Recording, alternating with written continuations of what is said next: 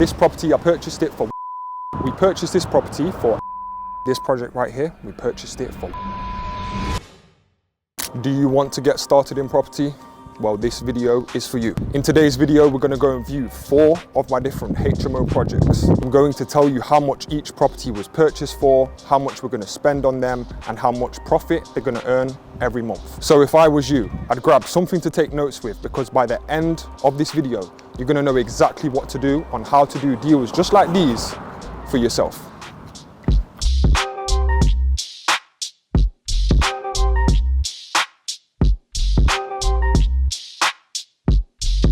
Welcome to project number 1. I purchased this property for £120,000. I'm going to be spending £68,000 on the full renovation. This property will earn roughly £36,000 per year, and the profit per month should be around £1,400. When this property is done, fully let out and fully renovated, this property should be worth around £230,000. Now, the reason I can say that with chest is because I've got other properties in the area that I've had valued that are producing the same kind of figures. So without further ado, let's check out inside. So I purchased this property from a link on Rightmove. Yeah, that's right, Rightmove. Rightmove is going to be your best friend.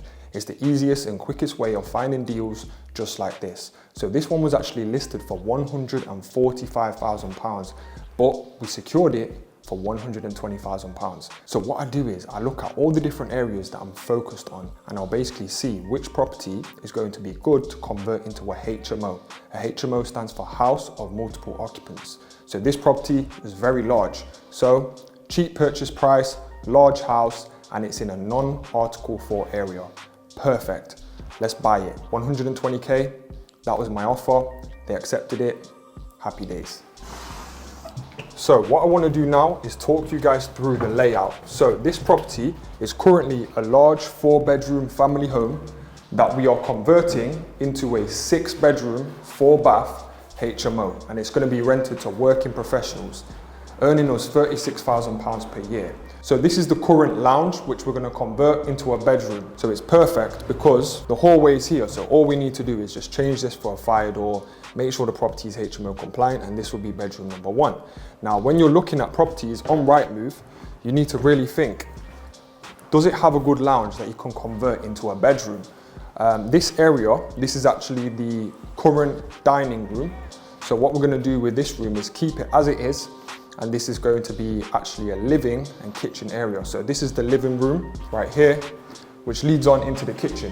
So we're going to put a brand new kitchen in this property as well. Let's go ahead and check out upstairs. So this room right here, we're going to keep this as a bedroom, and we're actually going to add in a communal bathroom. Communal bathroom just basically means a bathroom that all of the tenants can share. So we could have put an ensuite bathroom in this room, but we decided we want to have 4 bathrooms and 6 bedrooms. So we're just going to put a communal bathroom in here and have a nice big bedroom. So we're on the first floor of this property, and this is going to be bedroom number 3. So as it is right now, we've got 2 very small rooms. This used to be like an office room or like a very small bedroom, and then this was actually the bathroom. But what we're going to do, guys, is we're going to put a door coming right here. We're going to knock down this section of the wall. As you can see, it's only a stud wall. We'll take that out, and the doorway will be right here. So we'll have a door here, which leads on to a bedroom. Let's check out the final floor, which is the 2nd floor. So what we're going to do with this floor is we're going to make it into 2 bedrooms.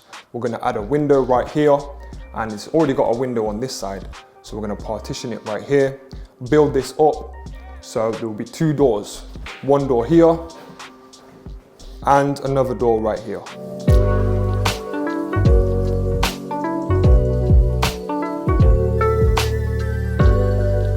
This is project number 2. We purchased this property for £83,000. We're going to be spending £20,000 on a full renovation.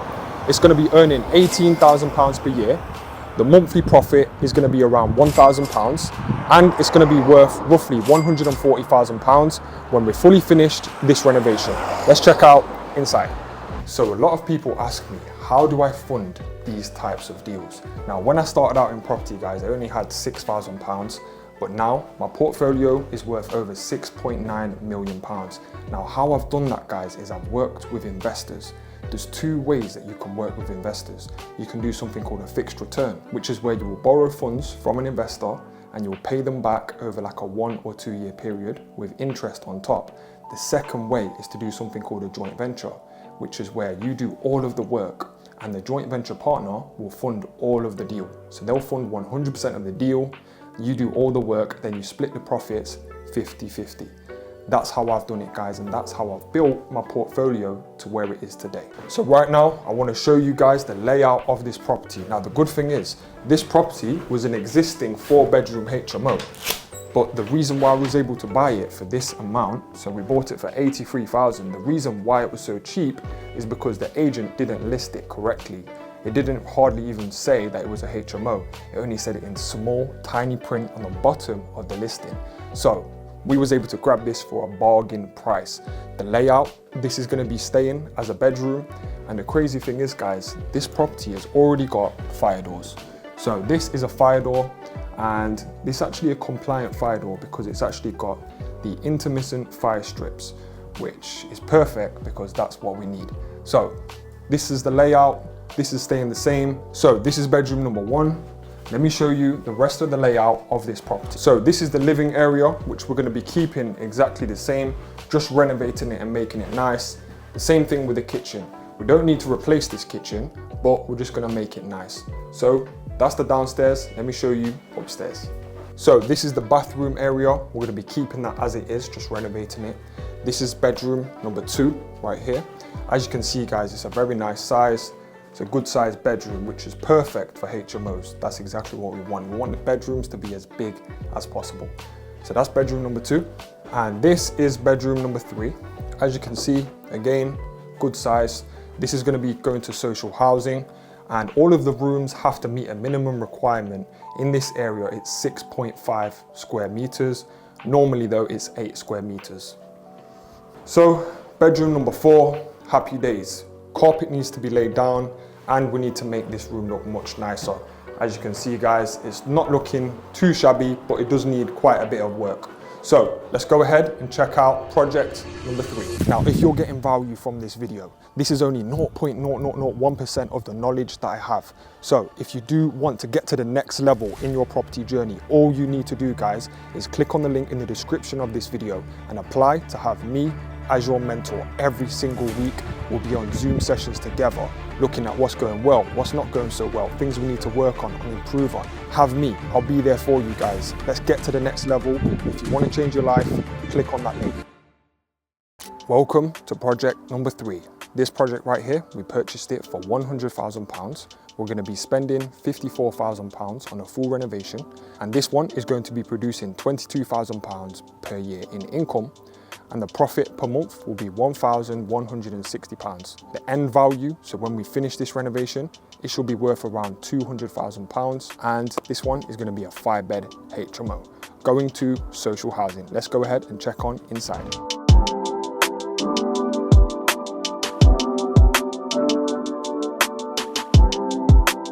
Renovating properties. So what I would recommend that you guys do is when you get your first property or your second, third property, how I would recommend you guys do it is to basically work with a team rather than working with individual trades. Now, the reason being is because when you work with a team, a lot of the time you can get people that work together all the time. Okay, so they usually work together, they know how each other works, and in terms of the price, you might end up getting a better price with a team rather than using individual trades. So when you use individual trades, you might think, yeah, I can make this work, I can make it cheaper than using a team. But when you actually get into the renovation and people are making mistakes, they're not working well with each other, it can cause you a lot of problems, especially on a HMO conversion. You need to find a team that are experienced in doing HMO conversions. So a HMO conversion just means you're taking a normal house and converting it into a HMO. Tips for renovating properties. Tip number 1, always research the team. So whoever you're going to trust to do your renovation, you need to make sure you thoroughly research them. Things you can do to actually research them is look online, look on their reviews. Make sure that if they're on like a Trustpilot, you've read in depth into their reviews. Also, guys, there's lots of good websites that you can actually find build teams from. for example, My Builder and Check a Trade. Now these websites are going to be great because all you need to do, guys, is just search for build teams in your area, and you can put a listing out. So you can say, I've got a 3-bedroom house into a 5-bed HMO conversion, and basically you can find a team that will actually reach out to you through Check a Trade or My Builder. And the great thing about this strategy, guys, is that you can see all the detailed reviews on these websites. So if you're struggling for a team, check out those 2 websites. Tip number 2 is don't pay a large deposit, especially if you've never worked with the team before. Now, I've got 2 different build teams that I trust and I work with. And with these guys, I can give them more of a deposit if I wanted to, but normally we'll do stage payments, which basically means that you pay for the renovation in different stages. So the first stage will normally put a deposit of around 15% of the total cost of the renovation. So we'll normally do 15% at the start. So when they've done the rip out, they've stripped back all the old plaster, they've removed all the old wallpaper, and they've ripped out the kitchen, we'll actually pay them the first tranche payment. Now a tranche just means one of the payments that you're going to make. Okay, so the first tranche will usually be 15%. So in this scenario, it will be £9,000. So when they've done the rip out, we pay them £9,000. They carry on doing a bit more work, then we'll pay them another 15%. So now we're all in for 30%. And then it's a case of when they get further along with the project, we'll pay them a big chunk of 30%. Once that's done, that means we're all in for 60%, okay? Now, once we're in for 60%, we'll do one further payment of 30%. Now this is towards the end stage of the renovation. Then the last 10%, we will hold that at the end of the project, okay? So when they've done the full renovation, we're happy with it, it's been signed off, we've got building control sign off, I'm happy with it, the social housing provider's happy with it, if it is a social housing project, then we will then release the final payment of 10%. And that means we're all in for 100%. So what I used to make the mistake of is basically paying the builders too quickly. And what happens is at the end of the project, they come with extra costs. They say, right, if you want us to do this, then we're going to charge you this. That's a big no-no. So you need to make sure you don't pay the final tranche until everything is done and you're happy with it. Tip number 3 is set out a very clear payment schedule and have a detailed quote. So normally I would get a detailed quote first. It will have everything that I want doing on the property, and I can cross-check it with the social housing providers or with HMO licensing, make sure that everything is listed that we need doing. So that's one thing, a detailed quote. The second thing is once you've got the quote, you need to make sure you have a payment schedule. Just like we said, 15, 15, 30, 30, and then 10% when all the works have been done, and then you pay the final 10%. So having a clear written down payment schedule, super important, guys. So you need to make sure you've got those 2 things in place, detailed quote and a payment schedule, and then you should be good to go. So this project is around 3 or 4 weeks in, and what we've actually done is this was the dining room, which we've turned into a bedroom. So as you can see through here, we've got lots of materials just laying around, stuff like the kitchen. So you can see the kitchen, we buy it from Howden's, and we've got some bathroom furniture here, such as a bathroom basin for the sink, and we've got more kitchen units, etc. over here. So how I do it is I always make sure that the build team include furniture and assembly in the quote as well, because trying to get 5 beds, 5 wardrobes, 5 desks is a nightmare. So take my advice, write this down, guys. Get the builders to include furniture in the quote. Okay, so this is actually the kitchen living area. Now this property is not a massive property, but it is fully HMO compliant. If you're ever unsure if your property is HMO compliant, and what that means is that it's up to the latest regulations, so you won't have any problem getting a HMO license, then all you need to do, guys, is drop the council an email HMO licensing and find out if the layout, if they're happy with it, if you've got any questions during the renovation, you can ask them. They're very friendly and they're here to help you. This is this layout, kitchen living area right here. Let's go ahead and check out upstairs. So this is bedroom number 2, really good size, and we're just going to be basically making this HMO compliant. Fire doors, emergency lighting where needed in the corridors, smoke alarms in here. So this is bedroom number 2. So this is bedroom number 3. Again, decent size, not massive, but it is a social housing HMO. So this is bedroom number 3. So this is the bathroom, decent size. Let's check out bedroom number 4 and 5. So we're on the 2nd floor of this property, and right here we've got bedroom number 4. We've got a communal bathroom for these 2 bedrooms to share, and we've got bedroom number 5 right here. So let's show you bedroom number 4. So this was actually just a large, massive room, which we've now partitioned into 2 bedrooms and a bathroom. So this is bedroom 4. This is the communal bathroom right here. And this is bedroom number 5. Let's go ahead and check out the 4th property.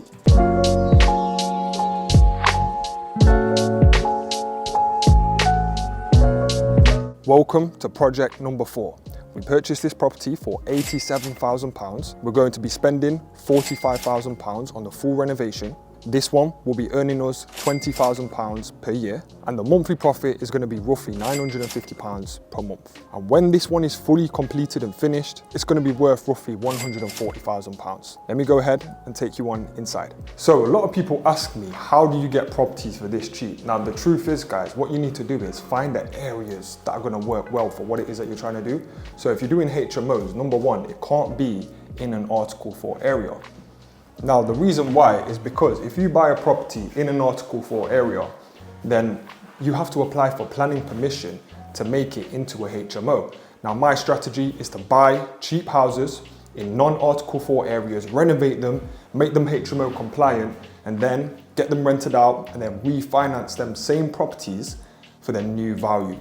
So what a refinance is basically you're getting the bank to come back out to the property once you've renovated it, and they'll tell you how much it's now worth.